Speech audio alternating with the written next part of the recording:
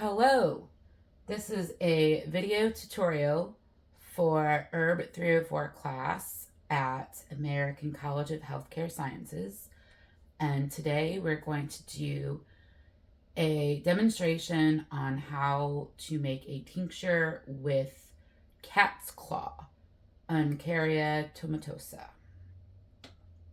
Cat's claw, taken orally, is used for colitis, diverculitis, gastritis, hemorrhoids. It could be used for parasites, wound healing, allergic rhinitis, infections.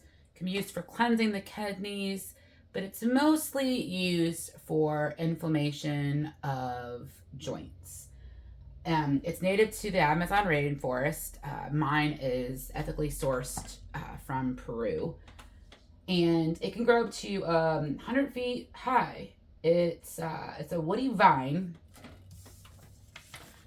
with these little horn-like things, that's hence the name cat's claw. It has yellow flowers on it, and medicinally, the leaves, stem, roots, root bark are all traditionally used. It's a pretty good plant for anything inflamed. Current research, they're using it to test out for Alzheimer's, Crohn's disease, and HIV, actually. So there's pretty good research going on with the plants. There are some contraindications for cat's claw. You do not want to use it for any autoimmune disorders. It has an immune stimulating effect, and it may reduce blood pressure and aggravate hypotension. Also, of course, contraindicated while pregnant or breastfeeding. Usually if you take the minimum dosage, you won't experience any adverse effects, which could include dizziness, vomiting, headaches. Those usually mild if you do. I like to make it in tincture form, but you can also make it as a concoction. But I feel like just 1 to 2 milliliters a few times a day is enough to get the full benefits of it.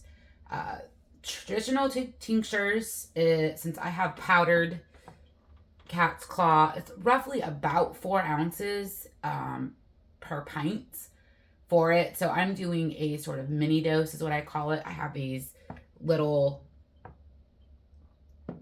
bottles that are about half a pint, and I've got a few ounces of powder in here, and it's already pre-measured out.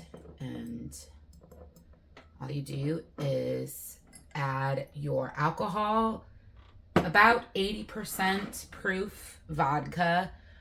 I have made tinctures with rum, and some prefer the taste of rum as long as it's got high alcohol content. I don't see why not.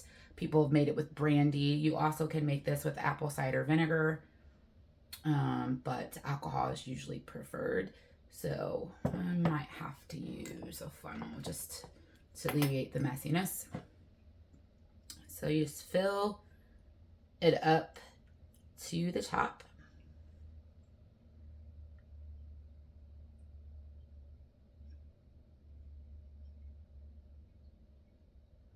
Kind of wait a few seconds, because as you see, like, because of the powder, it's sort of doing a kind of a bubble churn, and kind of let it work its way down, and then I'll add a little bit more to it.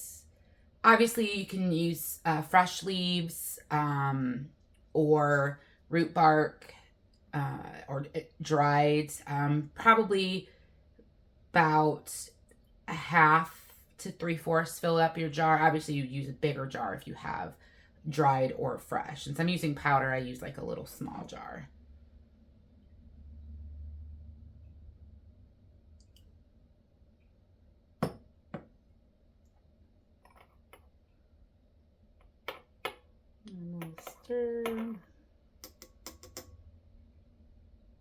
still bubbling a little bit there.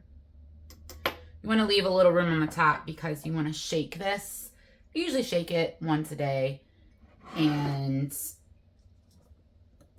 you want to let it sit for about 6 to 8 weeks, usually with barks. You want a higher proofage, sit a little bit longer. I've actually have tinctures. My been in here since December. This one's been January. The longer the better if you're not immediately using it. You can let it sit for a while and give it a nice, this since it's a powder, you want to give it a nice stir. I usually kind of turn it upside down, let it flow out, and give it a good mix. You can even put a spoon in it and swirl it, but usually a good shake will get it all going. And when you're done now with powders, depending on how fine the powder, it may not be necessary to strain it. You may get some sediment at the bottom from powders. So a really fine mesh cheesecloth or coffee filter is good. But I usually, with really fine powders, I don't have to strain much of it. And then there you have it, your tincture.